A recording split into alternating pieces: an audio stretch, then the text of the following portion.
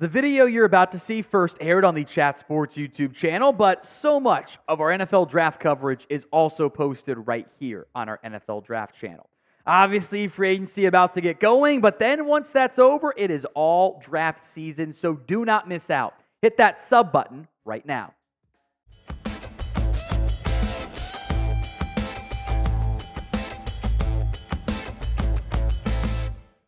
We're breaking down the latest Dane Brugler mock draft with a bunch of trades. Dane was wheeling and dealing on this one. So make sure you pay attention for the movement that happens, not one, not two, not three, but like 7 times in this mock draft. No movement at number 1. Caleb Williams goes to the Chicago Bears. Dane saying, what he told us on our interview, which was great if you didn't get a chance to check it out, that the expectation is Williams ends up being a Bear. The Commanders at number 2, Drake Maye. They have not made up their mind, and they won't. They'll take their time, even if the Bears go, we're going to take Caleb Williams between Drake Maye, Jayden Daniels, etc. But I think there's a good chance that in the end, the path that these teams pursue, the Commanders are going to go quarterback. It's a matter of what quarterback it is. I predict it'll end up being Drake Maye as well. We'll see how things change, though. The Patriots at 3 trade the pick. The Falcons, which this one might look changeable once free agency gets going, give up their first, their second, and their first next year to jump up to number 3 and take Jayden Daniels out of LSU. I do think there is a very real chance 1, 2, 3 is quarterback in this year's class. It's a matter of who's picking 3 and what's the order of those quarterbacks. Arizona, Marvin Harrison Jr. out of Ohio State. The Cardinals, I think, are going to leak that they're going to have interest in a trade down. If there's a quarterback somebody wants, they'd have interest in getting that big assets. Otherwise, they will happily stand pat and take the best receiver, and I'd argue the best quarterback best player, in this year's class. The Bears jump up at number 5. They get the 5th overall pick. The Chargers trade down for a 3rd and a future 4. And the Bears get Rome Odunze out of Washington. I might have gone Malik Neighbors here, but that's kind of flavor of ice cream to a certain extent. Are you a vanilla guy, or are you a chocolate chip guy, or maybe you're a cookie dough guy? It's all good ice cream. Which dynamic receiver do you want? I think the Bears being aggressive and pairing Caleb Williams with Rome and DJ Moore, really intriguing for an organization that kind of needs to win sooner rather than later. The Giants then, with no quarterbacks, simply take Malik Neighbors. I got Neighbors as receiver 2, and that's not a side against Rome Odunze at all. Both those guys are dynamic studs. Tennessee at 7 trades down as well. Minnesota jumps up to the 7th overall pick in exchange for a 4 and a future 2nd-round pick to take J.J. McCarthy, with the theory being they bring back Cousins on a short-term deal and allow McCarthy to learn and grow behind Cousins. I do think McCarthy is going to go top 15. I think he'll be the 4th quarterback off the board. I don't buy this McCarthy going before Jayden Daniels stuff, so we can just keep changing things of Daniels before May. Actually, JJ before Daniels. I don't really buy that's how things are going to end up going. Weird stuff happens. I do think he goes off the board in the top 15, though. Will he go top 10? Y for yes, N for no. It's the pinned comment on today's video. If the ad comes here on YouTube, take advantage of it. Head down there and let me know. Now, before we get to the Patriots pick at number 8, kind of buried in the article itself, was the idea that the Patriots trade their 3rd rounder for Justin Fields. So that is why the Patriots trade away from 3. They don't go quarterback. And instead, in what would be a very Elliott Wolf move, trade down, get assets, and take the offensive lineman. That is Joe Alt. Now, Alt did meet with New England at the Combine. By the way, he told us that. Alt's a plug-and-play option on the left side. I don't know if trading down, not going QB is the best path for them, but I think Alt's a top 5 player in this year's class. The Chargers at number 9, after their own trade down, they get the right tackle option, Talise Fuaga. I think there is a chance he goes off the board before Fashanu, excuse me. I realized we've been pronouncing his name wrong the whole time when he said it correctly himself at his combine. Fashanu goes number 10 to the Jets. I think Fashanu is a better player than Fuaga. No slight against Fuaga, by the way. But I think right tackle for LA and left tackle for New York actually makes a ton of sense. Tennessee then makes it 4 straight offensive linemen off the board. It's J.C. Latham out of Alabama. He moved pretty well in the positional drills. If I were Tennessee, though, I wouldn't love this because you trade away from the top 3 offensive linemen and only get a 4 and a future 2. It's not a bad haul, but I think you might have a little bit of buyer's regret if they really do go tackle before you. Brock Bowers off the board here to Denver at number 12. No other quarterbacks in round 1. Maybe they could look to trade back into the round 1 or go up in round 2 for Bo Nix. But I think figuring out where Bowers goes is going to be a little bit tricky. I think he'd be a fun fit in Denver. We know Sean Payton has been able to utilize tight ends, dynamic ones, in the past. NFL jerseys are on sale, folks, for $100. That's right, official Nike NFL jerseys just for $100 at chatsports.com/jersey deal. By the way, Fanatics does offer jersey assurance in case, I don't know, somebody like Justin Fields ends up getting moved on from. They'll have you covered. Link will be in the comments section and the description of today's show. It's chatsports.com/jersey deal. Tons of players, all the teams available for under $100. Finally, a defensive player off the board, Quinyon Mitchell out of Toledo. He is an absolute dog. I wouldn't be shocked if he was the first corner taken.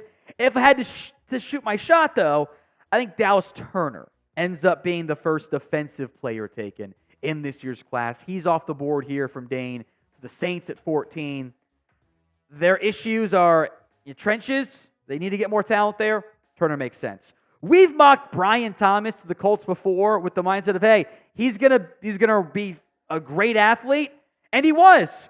4.33 at a shade under 6'3 and 209. Unbelievable size. You pair him in Indy with Anthony Richardson, that's so much fun. Seattle at 16 trades down. The Steelers, first-round pick, number 16 overall, plus a fifth-rounder, which is just balancing the old trade value chart. Seattle moves down 4 spots and pick up a third-rounder in the process. Remember, they're light on draft picks from the Leonard Williams trade, which was a mistake. The Steelers take Amarius Mims, which would be funny of them moving up a couple spots to take the Georgia offensive tackle. Back-to-back years, they would have done it. But you then kick Broderick Jones left side or vice versa and put Mims on the right side, and that's really good spots. It's a really good spot to be in for Pittsburgh. Love that fit. Another trade here. Philadelphia jumps up for a third and a future fourth. Do make note, a much later third than the one the Steelers gave up to get a similar range jump right there. A little bit higher jump, too, for Philadelphia. But 17 overall, they take a corner. Terrion Arnold, who I think is a good fit for what the Eagles want to do on defense with Vic Fangio. Can argue he's the best corner in this year's class, so wouldn't have any complaints about that one. Spoiler alert, we are not yet done with the Dane trades on this one. So how many trades happen in round 1 this year? Get your predictions in for me in the comment section right now.